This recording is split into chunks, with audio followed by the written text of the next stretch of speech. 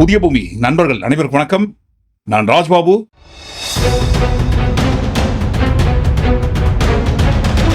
ஆயிரத்தி 1986 என்னப்பா பிளாஷ்பேக்கா? அந்த சமயத்துல வந்த ஒரு திரைப்படம் செல்வாக்குன்னு ஒரு படம். அந்த படத்துல வந்த ஒரு வசனம், உங்க தொழில் அரசியல்.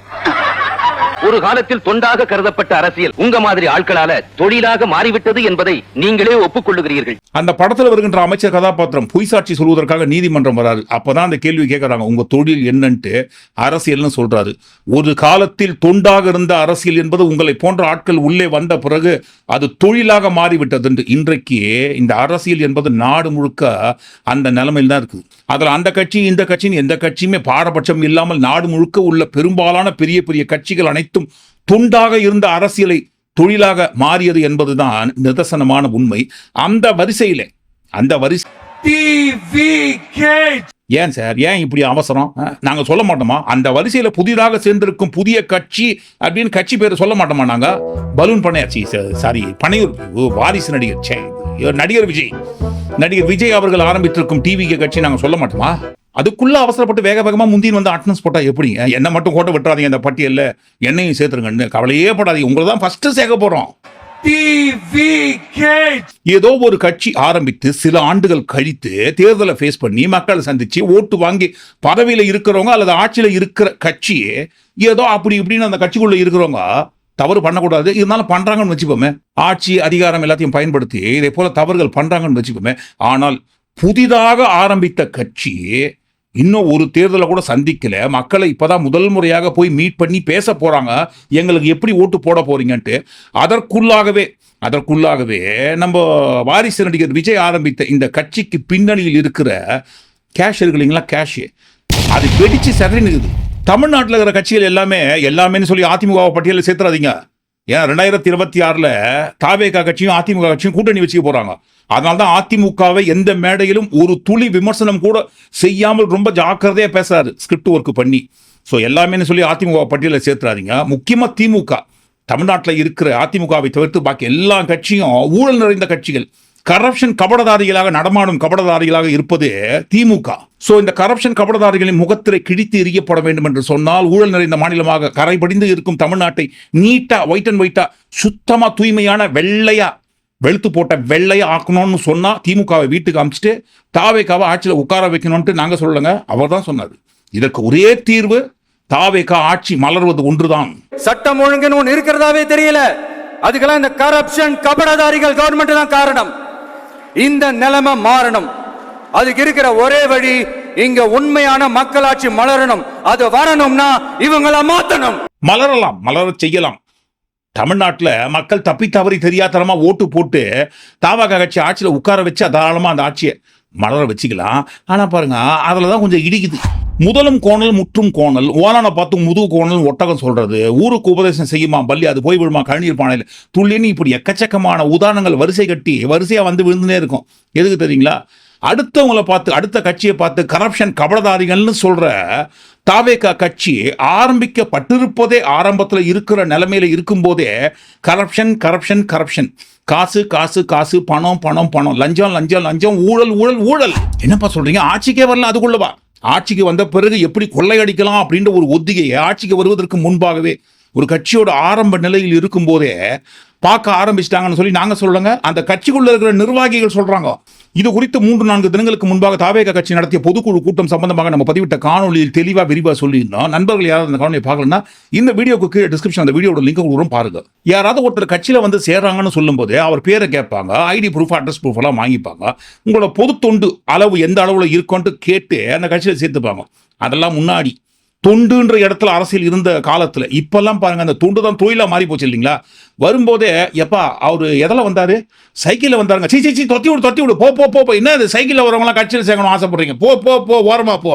அவர் எதில்ப்பா வந்தாரு? டூ வீலர்னா என்ன கம்பெனி, என்ன மாடலை பொறுத்தானே துட்டுக்குது, கம்பெனியை பொறுத்தானே காசுக்குது. என்ன மாடலுங்க? ஓஹோ, அந்த மாடலா? ஓகே. இவரை மெம்பர் ஆக்குங்கப்பா. மெம்பர் ஆக்கி இவருக்கு ஒரு போஸ்டிங் கொடுங்க ஏரியாவில். அவர் யாருப்பா? ஏதே பைக்கில் தான் வந்தீங்களா? என்ன பைக்கு? புகாட்டி. ஐயோ பெரிய ஆளு.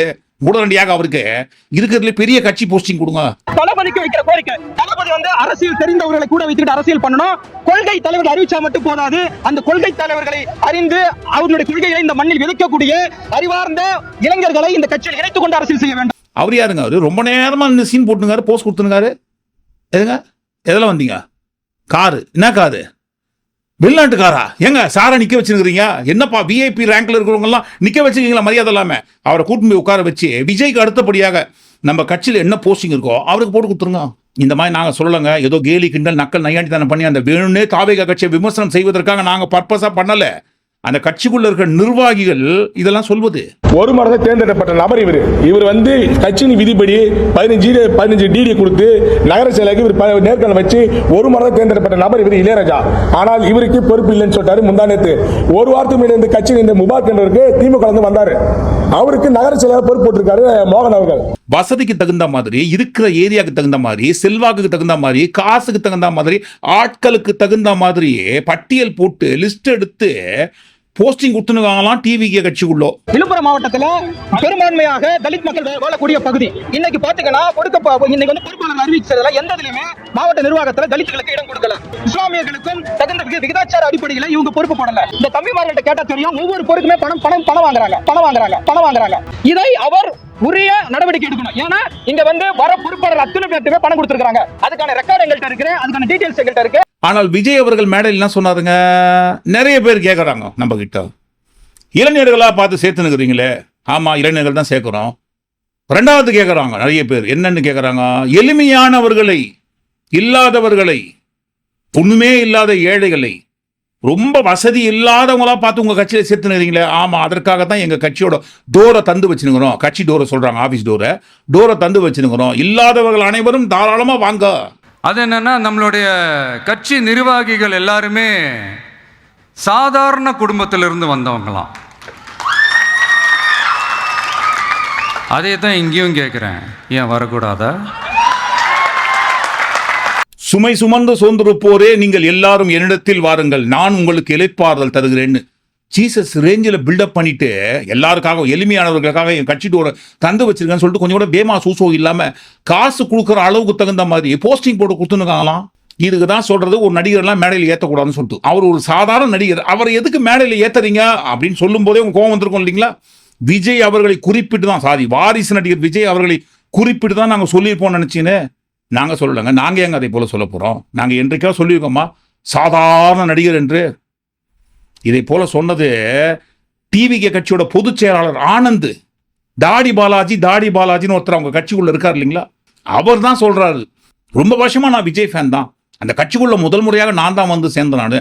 ஆனால் நான் மேடை ஏறும் போதெல்லாம் என்னை தடுத்து மேடை ஏற்ற விடாமல் ரொம்ப ஜாகிரதையா பார்த்துனுக்காரு ஆனந்த். ஏதாவது கேட்டா நடிகர் எல்லாம் ஏன் நீங்க மேடையில் ஏத்துறீங்கன்றாரு. தாடி பாலாஜி ஒரு நடிகர், இந்த நடிகர்லாம் ஏன் மேடைக்கு ஏத்துறீங்க அப்படின்னு கேட்டா, அப்ப டிவிகே கட்சியோட தலைவர் விஜய், வாரிசு நடிகர் விஜய் அவர்கள் யாருங்க? நடிகர் இல்லாமல் ஃப்ரீடம் ஃபைட்டரா, சுதந்திர போராட்ட தியாகியா, ஆண்டாண்டு காலமாக மக்களுக்கு தொண்டு செய்த அன்னை தெரசாவா? யாருங்க அவரு? வாரிசு நடிகர் விஜய் அவர்களும் ஒரு நடிகர் தானே. ஒரு நடிகர் நடத்துகின்ற கட்சி, அந்த நடிகர் நடத்துகின்ற கட்சிக்குள்ள இருக்கிற ஒரு நடிகரை பார்த்து சொல்றாராம் பாருங்க, ஏங்க நடிகரை எல்லாம் மேடைக்கு ஏத்துறீங்கன்னு. அப்படி பார்க்கும்போது இவங்க கட்சியோட தலைவர் விஜயை மேடை ஏறக்கூடாது. ஏன்னா மறுபடியும் சொல்றோம், அவரும் ஒரு நடிகர் தானே, வாரிசு நடிகர். கட்சி ஆரம்ப நிலையில் இருக்கும் போதே, ஆரம்பிக்கப்பட்டு ஆரம்ப நிலையில் இருக்கும் போதே அடுத்த கட்சி பார்த்து சொன்னாங்க கரப்ஷன் கபடதாரிகள் என்று. ஆனால் கரப்ஷன் என்கின்ற ஒன்றை அடித்தளமாக வைத்துதான் இந்த கட்சியோட பில்டிங்கையே பில்டு பண்ணுகிறாங்க. அதுக்கு சாட்சி, ஆதாரம், எடுத்துக்காட்டு வேற யாரும் கிடையாதுங்க, தோ இவர் தான், திரு ஆதவ் அர்ஜுனா அவர்கள். வாரிசு நடிகர் விஜய் அவர்கள் நடத்துகின்ற டிவிகே கம்பெனி நான் சொன்னோம், டெலிட் பண்ணுங்கப்பா, டங்கு ஸ்லிப் ஆச்சு கட்சி. வாரிசு நடிகர் விஜய் அவர்கள் நடத்துகின்ற கட்சிக்குள்ள மிக முக்கியமான பொறுப்பு வகிக்கும் திரு ஆதவ் அர்ஜுனா அவர்கள் வளர்ந்த விதம் இருக்கு இல்லைங்களா? ஸ்போர்ட்ஸ் கோட்டாவில் படிச்சு விளையாட்டு வீரராக வளர்ந்து, அதற்கு பிறகு தமிழ்நாடு மற்றும் இந்திய கூடைப்பந்து சம்மேளன தலைவராக உயர்ந்து, லாட்ரி மார்ட்டின் மருமகனாக வாழ்ந்து, அதற்கு பிறகு ஒரு அடியெடுத்து வைக்கிறார் அரசியல் பாதையில். யார் இந்த ஆதவ் அர்ஜுனா? அது குறித்து இந்த காணொலிக்குள்ள நீளமா அவரை பத்தின ஸ்டோரியை சொல்லி இந்த காணொலியை நீளமாக்கி அதுக்க விரும்பலைங்க. அது குறித்து ஏற்கனவே நிறைய நண்பர்கள் பதிவு பண்ணியிருக்காங்க. சுருக்கமா சொன்னோன்னு சொன்னா, இவர் வாழ்ந்து கொண்டிருப்பதே இவருடைய மாமனார் பணத்தில். யார் அதெல்லாம் சொன்னா? உளவுத்துறை. உளவுத்துறைலாம் சொல்லுங்க, உறவுக்காரர் தான் சொன்னாரு நேற்றைய தினம். ஜோஸ் சார்லஸ் மார்டின். யார் இந்த ஜோஸ் சார்லஸ் என்பவர்? நண்பர்கள் எல்லாருக்குமே தெரிஞ்சிருக்கோம். லாட்ரி மார்டின் இருக்கார் இல்லைங்களா, அவருடைய மகன் தான் இந்த ஜோஸ் சார்லஸ் என்பவர். லாட்ரி மார்டினோட மகளான டெய்சி என்பவரைத்தான் இந்த ஆதவர்ஜுனா திருமணம் செய்து கொண்டிருக்கிறார்.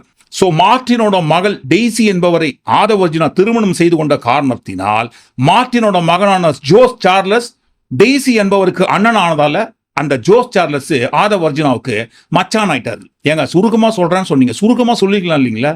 ஆதவர்ஜுனாவோட பிரதர் இல்லாதான் இந்த ஜோஸ் சார்லஸ் என்பவன் சுருக்கமா சொல்றோம்னு சொன்னாங்க. அதுக்காக இவ்வளவு சுருக்கமாவா விவரித்து சொன்னோம் இல்லைங்களா? உறவு முறை என்பது எந்த வகையில வருதுன்னு சொல்லி ஜோஸ் சார்லஸ் ஆதவர்ஜுனாவோட மச்சான் சொல்றாரு. என்னுடைய அப்பா பணத்துல தான் இவரு வாழ்ந்துனே இருக்காது. நாங்க சொல்லுங்க, நேற்றைய தினம் ஜோஸ் சார்லஸ் பகிரங்கமாக பதிவிட்டு இருக்காரு. இந்த ஆதவர்ஜுனா என்பவர் எங்களுடைய அப்பா பணத்தில் தான் இவர் வாழ்ந்துனே இருக்காரு, வளர்ந்து இருக்காரு. அந்த எங்க அப்பாவோட பணத்தை வச்சுதான் இன்றைக்கு ஊர் முழுக்க புழுதிய வாரி வீசினுக்காரு. ஜோஸ் சார்லஸ் சொன்னதை கொஞ்சம் அப்படியே பிரேக் பண்ணுங்க. எங்கேயோ யாரோ சொன்னாங்களே 2026 மன்னர் ஆட்சி ஒழித்து கட்ட வேண்டும். 2026க்கான தேர்தலுக்கான பணிகள் மன்னர் ஆட்சியை ஒழிக்க வேண்டும். அதுவும் எப்படியும் ஒரு படி எல்லாரை விட மேல போய் பிறப்பாலேயே ஒருவர் முதல்வராக தேர்ந்தெடுக்கப்படக்கூடாதுன்ற ஒரு எக்ஸ்ட்ரீம் விமர்சனத்தை வச்சாருங்க இவரு. பிறப்பால் அனைவரும் சமம் என்கின்ற கருத்தியலை அம்பேத்கர் உருவாக்கியதை போல இங்க பிறப்பால் ஒரு முதலமைச்சர் உருவாக்கப்படக்கூடாது. அது குறித்து பத்திரிகையாளர் தரப்புல இருந்து உதயநிதி அவர்கள்கிட்ட கேட்ட போது மக்களால் ஓட்டு போட்டு தேர்ந்தெடுக்கப்பட்டவங்க தாங்க எல்லாருமே ஆட்சியில் இருக்கிறாங்க, இது கூட தெரியாம அந்த ஆளுக்கு அறிவில்லை அப்படின்னு சொல்லிட்டு போனார் அவரு. யாருங்க மக்கள் தேர்ந்தெடுத்து முதல்வர் அந்த அறிவு கூட இல்ல அந்த ஆளுக்கு. இப்ப பாருங்க, எதிர்கட்சி சேர்ந்தவங்க தாங்க அவருக்கு அறிவில்லை அப்படி இப்படின்னு சொல்லியிருந்தாங்க.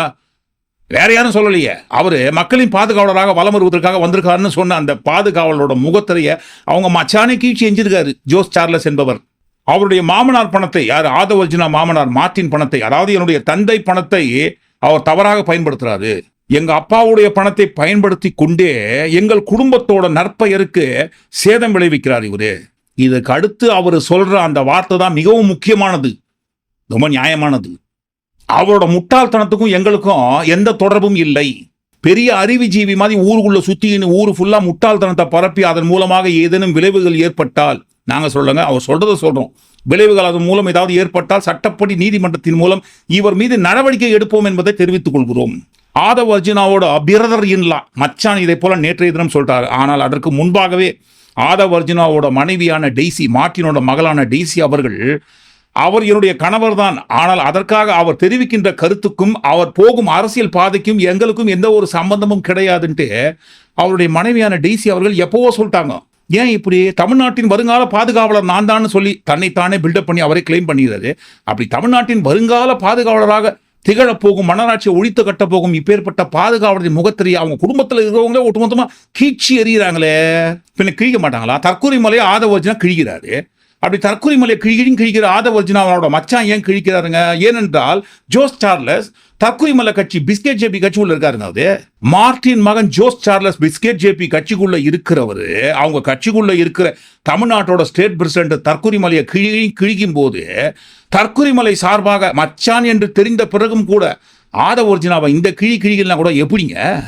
ஒரு வகையில ஜோஸ் சார்லஸ் என்பவர் தற்கொலை மலைக்காக சப்பக்கட்டு கட்டின்னு அவருக்கு ஆதரவாக களத்துல வந்து நின்னாலும் ஆதவர்ஜுனாவை குறித்து அவர் சொல்ற விஷயத்துல எந்த ஒரு மாற்று கருத்தே கிடையாது இல்லைங்களா? ஏனென்றால் மறுபடியும் கேட்கிறோம், யார் இந்த ஆதவர்ஜுனா என்பவர்? அடுத்தவங்களை பார்த்து மன்னர் ஆட்சின்னு சொல்லக்கூடிய ஆதவர்ஜுனா என்பவர் சுயம்புவாக ரொம்ப கஷ்டப்பட்டு மூட்டை தூக்கி வேர்வை சிந்தி இந்த இடத்துக்கு வந்திருக்காரா? கோடிக்கணக்கில் காசு சம்பாதிச்சிருக்காரா? இல்லைங்களே. மார்டின் என்பவரோட மகளை திருமணம் செய்து கொண்ட பிறகுதான் அவருக்கு இப்பேற்பட்ட கோடீஸ்வர அந்தஸ்து கிடைத்திருக்கு. அதற்கு காரணம் அவருடைய மாமனாரான மார்டினோட பணம், துட்டு. நாங்க சொல்லலங்க, அவங்க ஃபேமிலி சொல்றாங்க.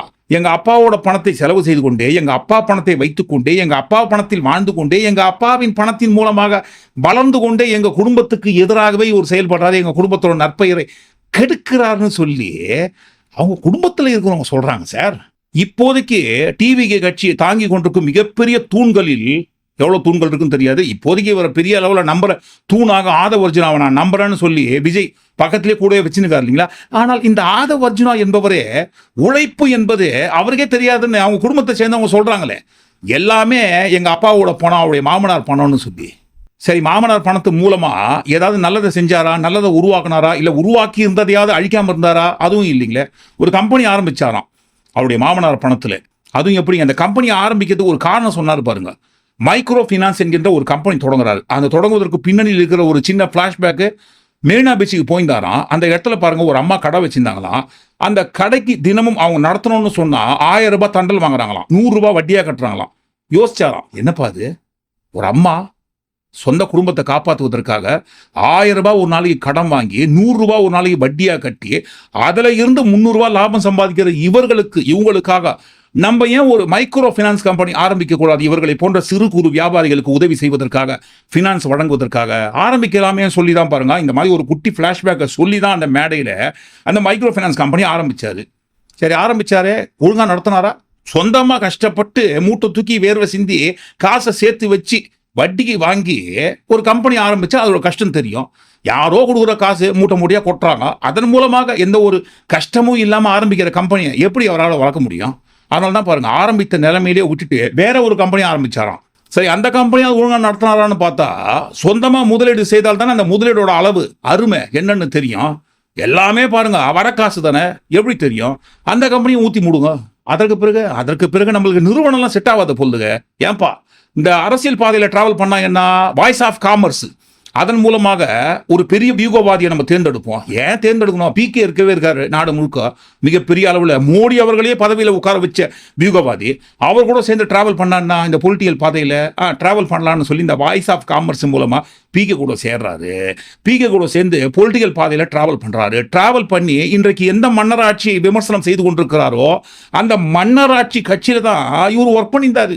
இன்னைக்கு டிவிக்கு வியூகவாதியாக இருக்கிற பிரசாந்த் கிஷோரோடு இணைந்து திமுக கட்சியாக ஒர்க் பண்ணிந்தவருங்க இந்த ஆதவ் அர்ஜுனா என்பவர். சொந்த மாமனார் காசை பயன்படுத்தி கொண்டே அதன் மூலமாக வளர்ந்துட்டு அவங்க குடும்பத்துக்குள்ளவே சடுகுடு ஆடி குட்டையை குழப்புற வேலையை பார்க்குற அந்த கேரக்டரை டிஎம்கேல பாருங்க கெஸ் பண்ணிட்டாங்களா என்னன்னு தெரியல, அந்த திமுக விட்டு அவரை வெளியேற்றிட்டாங்க. அதற்கு பிறகு பிசிகேக்கு வராது, அங்கே ஒரு போஸ்டிங்கில் இருக்காது. மறுபடியும் பழையபடி பாருங்க அங்கேயும் குட்டையை குழப்புற வேலையை பார்த்துட்டு பிசிகேலேருந்து தூக்கி ஒரு வெளியே போடுறாங்க. பிசிகேலேருந்து தான் இப்போ பாருங்க டிவிகேக்கு போயிருக்காரு. வாரிசு நடிகரான விஜய் நடத்தி கொண்டிருக்கும் இந்த டிவிகே கம்பெனி நான் சொன்ன மறுபடியும் டெலீட் பண்ணுங்கப்பா மறுபடியும் ஒன்ஸ் அகைன் டங்கு ஸ்லிப் ஆயிடுச்சுங்க. டிவிகே என்கின்ற வாரிசு நடிகரோட கட்சிக்குள்ள அந்த தேர்தல் பிரச்சாரம் சம்பந்தமான ஒரு பொறுப்புல இருக்காரு. அப்படி அந்த பொறுப்பு வகித்து கொண்டுதான் மன்னராட்சி ஒழித்து கட்ட போறேன்றாரு.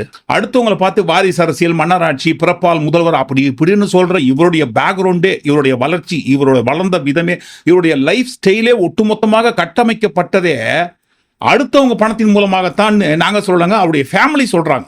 கூடி வாழ்ந்தால் கோடி நன்மை அப்படின்னு ஒரு திரைப்படத்துல விஜயகுமார் கேரக்டர் சொல்ற ஒரு டயலாக். தானா கஷ்டப்பட்டு முன்னுக்கு வந்திருந்தீங்கன்னா மற்றவங்களுடைய கஷ்டம் என்னன்னு உனக்கு தெரிஞ்சிருக்கும்.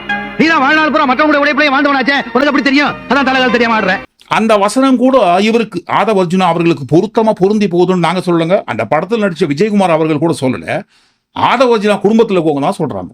இப்பேற்பட்ட உன்னதவாதி, லட்சியவாதி, தியாகவாதி, தேசியவாதி இவங்கெல்லாம் சேர்ந்து தான் பாருங்க தமிழ்நாட்டில் இருக்கிற பிறப்பால் முதல்வராக தேர்ந்தெடுக்கப்பட்டு மன்னராட்சியாக இருக்கிற ஆட்சியை ஒழித்து கட்ட போறாங்களாம். உனக்கெல்லாம் மானம், சூடு, சொரணை, ஈனம் எதுவுமே கிடையாதா? சோறு தானே திங்கிற. நம்ம அடிக்கடி சொல்லுவோம் இல்லைங்களா, ஓலானை பார்த்து முதுகு கோணலும் ஒட்டகம் சொல்லக்கூடாது, ஊருக்கு உபதேசம் செய்யுமா பள்ளி அது போய் விழுமா கழுநீர் பானையில துள்ளின்ற ஒரு வகையில அடுத்தவங்களை பார்த்து சொல்ற இவங்களோட கட்சியோட அடித்தளமே ஊழல், காசு, பணம், துட்டு, மணி. எல்லா மொழியில் சொன்னாலும் ரூபா துட்டு அதன் மூலமாகத்தான் அடித்தளம் அமைத்து இவங்க கட்சியே ஆரம்பிச்சு வளர்த்துனுக்குறாங்க. ஆனா பாருங்க, இவங்க ஊழல் இல்லாத ஆட்சியை கொடுத்து தமிழ்நாட்டை ஒயிட் அண்ட் ஒயிட்டா ஆக்க போறாங்களாம். இப்ப புரியுதுங்களா? ஒரு காலத்தில் தொண்டாக இருந்த அரசியல் தொழில் அப்படின்ற ஒரு இடத்துக்கு ஏன் தள்ளப்பட்டதுன்ட்டு வரும்பொழுதே பொட்டி நிறைய பணத்தோட வந்தா எப்படிங்க அந்த இடத்துல தொண்டா வாழும், தொழில் தான் வளரும். சரி, ஒரு கட்சிக்குள்ள நிர்வாகியாக சேரும் போதே பணமா இருக்கவங்களாம் பார்த்து ஏன் சேர்க்கறாங்க? 10-15 லட்சம் ரூபாய் கொடுத்தாதான் உங்களுக்கு அந்த பதவி பொறுப்பே கொடுக்க முடியும்ட்டு. அப்பதானே அவரோட கை எந்த அளவுக்கு வெயிட் இருக்குன்ட்டு தெரிஞ்சுக்க முடியும். 10-15 லட்சம் ஸ்பாட்லயே கொடுத்து அந்த பதவிக்கு வரான்னு சொன்னார்னா அப்ப பாருங்க அவர்கிட்ட அதிகமா பணம் இருக்குன்னு அர்த்தம். அப்புறம் மறைமுகமா அவர் வந்து அதெல்லாம் செய்ய சொல்லுங்கன்னு கேட்டாரு. இன்னைக்கு என்னோட துணை அமைப்பாளரோட போஸ்டிங்க இவ்வளோ நாள் பேனர் அடிச்சு வந்துட்டு நான் வந்து நீங்க கேட்கறதுலாம் பணம் தரமாட்டேன், எதுக்காக நான் பணம் கொடுக்கணும் அப்படின்னு சொல்லிட்டு கேட்டதுக்கு இல்லை தலைமையில கேட்குறாங்க. தலைமையில யாருன்னா அவர் பொதுச் செயலாளர் சொல்றாங்க, அவர் தான் வாங்க சொல்லியிருக்காரு. அப்படி பணம் இருக்கவங்களா பார்த்து அந்த நிர்வாக பொறுப்பு அந்த ஏரியாவை அவங்க கிட்ட கொடுத்தாதான் அந்த ஏரியாவுக்கு கட்சியோட தலைவர் வரும்போது, கூட்டம் போடும்போது, மீட்டிங் கூட்டும் போது, கூட்டப்படும் கூட்டத்துக்கு கொடுக்குற துட்டுல இருந்து வைக்கிற கட் அவுட் வரைக்கும் காசு செலவு பண்ணணுங்க. அந்த காசெல்லாம் செலவு பண்ணணும்னு சொன்னா அதுக்கு தகுந்த வெயிட் கை வேணும் இல்லைங்களா? அதுக்காக தான் பாருங்க, ஆரம்பிக்கும் போதே ஒரு கட்சி நிர்வாக பொறுப்பு கொடுக்கும் போதே அவர்களுடைய பேக்ரவுண்டு எந்த அளவுக்கு வெயிட்டா இருக்குன்ட்டு பார்த்து பார்த்து கொடுக்குறாங்கன்ட்டு இதையும் நாங்க சொல்லுங்க. டிவிகே கட்சிக்குள்ள இருக்கிற நிர்வாகிகள் தான் சொல்றாங்க. இந்த தம்பிமார்கிட்ட கேட்டா தெரியும், ஒவ்வொரு பொருளுக்குமே பணம் வாங்குறாங்க. இதை அவர் உரிய நடவடிக்கை எடுக்கணும். ஏன்னா இங்க வந்து வர பொறுப்பாளர் அத்தனை பேருமே பணம் கொடுத்திருக்காங்க. அதுக்கான ரெக்கார்ட் எங்கள்கிட்ட இருக்கு, அதுக்கான டீடைல்ஸ் எங்கள்கிட்ட இருக்கு. இப்ப புரியுதுங்களா? மறுபடியும் சொல்றோம், ஒரு காலத்தில் தொண்டு என்கின்ற இடத்தில் இருந்த அரசியல் இதை போன்ற ஜென்மங்கள் உள்ளே வந்த பிறகு ஏன் தொழிலாக மாறாதுங்க? இப்படி லட்சமா கோடி கோடியா அடுத்தவங்க கிட்ட இருந்து சுரண்டி பிழைத்து வாழ்க்கை நடத்தி கொண்டிருக்கும் இவங்க எல்லாரும் சேர்ந்துதான் பாருங்க. அதுக்கெல்லாம் இந்த கரப்ஷன் கபடதாரிகள் கவர்மெண்ட் தான் காரணம். இங்க உண்மையான மக்களாட்சி மலரணும். அது வரணும்னா இவங்கள மாத்தணும். சரி, சொன்னதை சொல்லும் கிளிப்பிள்ளை போல எங்கிருந்தோ யாரோ ஒரு கீ கொடுப்பதற்கு ஏற்ற மாதிரி ஆடிக்கொண்டு போவார். அந்த இடத்துல மேடையில வந்துதான் தமிழ்நாட்டில் என்னென்ன போராட்டம் நடக்குதுன்ற ஒரு பட்டியலே எடுத்து படிப்பாரு. அதற்கு முன்பாக தமிழ்நாட்டில் என்னென்ன எதை குறித்து போராட்டம் நடந்ததுன்ற ஒரு உண்மை அவருக்கு தெரியாதுன்றத அவரே நிரூபிச்சிருக்கார் மேடையில. தமிழ்நாட்டில் என்னென்ன போராட்டம் நடந்து கொண்டிருக்கிறது தெரியுமா உங்களுக்கு? எனக்கு தெரியும். இருங்க, நான் லிஸ்ட் படிக்கிறேன். சரி, பெண்களோட லைஃப் தான் இப்படி போராட்டமா இருக்குன்னு பார்த்தா இங்க எத்தனை போராட்டங்கள்? பரந்தூர் போராட்டம், அரசு ஊழியர்கள் ஆசிரியர்கள் போராட்டம், போதைப் பொருள் எதிர்ப்பு போராட்டம், வரி உயர்வு போராட்டம், மீனவர்கள் போராட்டம். இவங்க தமிழ்நாட்டில் டைரக்டா 2024 கட்சி ஆரம்பித்து முதல் தேர்தலில் ஆட்சியை பிடிக்க போறாங்களாம். சரி, அப்படி ஆட்சியை பிடிச்சி என்னதான் பண்ண போறீங்கன்னு கேட்டா ஒரு பட்டியல் கொடுத்தாரு. அந்த பட்டியலை பார்க்கும்போது வடிவேல் சொல்லுவார் இல்லைங்களா, இதைத்தானே அவனும் முதல்ல சொன்னான். கிட்டத்தட்ட அதே மாதிரி தாங்க. Xerox copy. திமுகவோட நிலைப்பாடு என்னென்ன மத்திய அரசு குறித்து இருக்கோ, எதுக்கெல்லாம் இப்போ ஃபைட் பண்ணிட்டு இருக்காங்களோ மத்திய அரசு கிட்ட, அதையெல்லாம் ஒன்றும் விடாம பாருங்க, காப்பி பண்ணி ஜெராக்ஸ் காப்பி எடுத்துட்டு வந்துட்டு அப்படியே மேடையில் படிக்காது. தமிழ்நாட்டில இருந்து வர ஜிஎஸ்டியே கரெக்டா வாங்கிக்கிறீங்க, ஆனா தமிழ்நாட்டுக்கு பட்ஜெட்ல நிதி ஒதுக்க மாட்டேங்கிறீங்க. நீங்க படிக்கிற நம்ம பிள்ளைங்களோட படிப்புக்கு நிதி ஒதுக்க மாட்டேங்கிறீங்க. ஆனா மும்மொழி கொள்கையை திணிக்கிறீங்க. டீலிமிட்டேஷன் என்ற பேர்ல தமிழ்நாட்டோட பார்லிமெண்ட் சீட்ஸ்ல கை வைக்க பாக்குறீங்க. ஒரே நாடு ஒரே தேர்தல் நீங்க ஸ்டார்ட் பண்ணப்பவே புரிஞ்சிருச்சு பிரதமர் சார். இதைத்தான் தமிழ்நாடு அரசுன்னு சொல்றாங்க. அவங்க சொல்றதே திரும்ப இன்னொரு ஜெராக்ஸ் காப்பி எடுத்து அவங்களுக்கே படிச்சு காட்டுறதுக்கு எதுக்குங்க ஒரு கட்சி தேவைன்ட்டு மக்கள் கேட்பாங்க இல்லைங்களா? அப்படி கேட்குற இந்த இடத்துல நம்ம சொல்லுவோம் இல்லைங்களா, சம்பந்தியும் சட்டத்துக்கு சாப்பிட போன மாதிரி எல்லாரும் ஒரே குட்டையில் ஓடுன மட்டக்கணக்காக இருக்காங்கன்னு சொல்லி. இவரும் அந்த கூட்டத்தில் ஒருவராகத்தான் இருக்கிறார் என்று அவரே வாய்மொழி ஒப்புதல் வாக்குமூலம் கொடுத்துட்டாரு. கல்வி, சுகாதாரம், மருத்துவம்னு அத்தனையிலையும் ரொம்பவே கவனம் செலுத்துவோம். அதுவும் எல்லாருக்கும் ஈஸியா ஈக்குவலா கிடைக்கிற மாதிரி செய்யறது தான் நம்ம டார்கெட். எல் முருகன் அவர்கள் சொன்னார் இல்லைங்களா, அந்த காப்பி கைமாறி இவர்கிட்ட வந்துருச்சு பொழுது. இப்போதைக்கு ஹிந்தி திணிப்புக்கு எதிராக இருப்பது ஒரே ஒரு கட்சி, திமுக கட்சி மட்டும்தான். அவங்களே 2026 வீட்டுக்கு அனுப்பிட்டு எந்த ஒரு தடைக்கற்கள் இல்லாம நாங்க உள்ள வந்து இந்திய திணிச்சிருவோன்ட்டு அதே தான் அவரும் சொல்றாரு. தாவேகா கட்சி தமிழ்நாட்டில் ஒருவேளை ஆட்சி அமைக்கிற பட்சத்துல எல்லாருக்கும் ஒரே கல்வியை நாங்க கொடுத்துருவோன்ட்டு. இதுல வேற பாருங்க, இவர் பேசின ஸ்பீச் எல்லாத்துக்கும் கன்க்ளூஷன் கொடுக்கும் விதமாக ஒரு கோட் ஒன்று, ஒரு கவிதை ஒன்று சொன்னார் பாருங்க, வில்லியம் ஜே ஃபிளாக்னு சொன்னதாக. Before concluding my speech, few words from William Blake. Men may come, men may go, but I go on forever. ஏற்கனவே இந்த பொதுக்குழு குறித்து வெளியிட்ட காணொலி சொல்லியிருந்தோம். அது வில்லியம் ஜே ஃபிளாக் அவர்கள் சொன்ன கவிதை என்பது கிடையாது. ஆல்ஃபிரட் லார்டு டென்னிசன் என்பவர் சொன்னது. பேர் கூட தெரியாம பாருங்க, எழுதி கொடுத்த ஸ்கிரிப்ட்ல என்ன பேரை தப்பா எழுதி கொடுத்துருக்காங்களோ அதை அப்படியே கொஞ்சம் கூட திருத்தாம பார்த்து படிக்கிறாரு. நம்ம இந்த காணொலியை நிறைவு செய்வதற்கு முன்பாக நம்மளோட கன்க்ளூஷன், ஒரு காலத்தில் தொண்டாக இருந்த அரசியல் தொழிலாக மாறியதற்கு காரணம் பணம் ஒரு மேஜர் காரணமாக இருந்தாலும், இவர்களை போன்ற நபர்கள் சொன்னதை சொல்லும் கிளிப்பிள்ளை போல ஆட்டி வைத்தால் ஆடுகின்ற பொம்மை போல எங்கிருந்தோ கொடுக்குற கீக்கு தகுந்த மாதிரி ஆடினுக்கவங்கெல்லாம் மொத்தமாக சேர்ந்து அரசியல் ஆரம்பித்து தொண்டாக இருந்தது தொழிலாக மாறி போச்சு. நீங்க என்ன நினைக்கிறீங்க? ஒட்டுமொத்தமாக எல்லாத்தையும் கூட்டி கழிச்சு இந்த காணொலிக்குள்ள வந்த எல்லா விஷயத்தை குறித்து நீங்க என்ன நினைக்கிறீங்க? அப்படி உங்களுக்கு கருத்துல நீங்க பதிவு பண்ணும்போது இந்த லட்சியவாதி மன்னராட்சியை ஒழித்து கட்ட போகும் ஆதவ அர்ஜுனாவை குறித்தும், இந்த ஆதவ அர்ஜுனாவோட உயிர் தோழராக இருக்கும் நம்ம தாவேகா வாரிசு நடிகர் விஜய் அவர்களை குறித்தும் நீங்க என்ன நினைக்கிறீங்கன்ட்டு தவறாம உங்க கருத்துக்களை பதிவு பண்ணுங்க. மீண்டும் இன்னொரு காணொலியில் நாம் சந்திப்போம். நன்றி, வணக்கம்.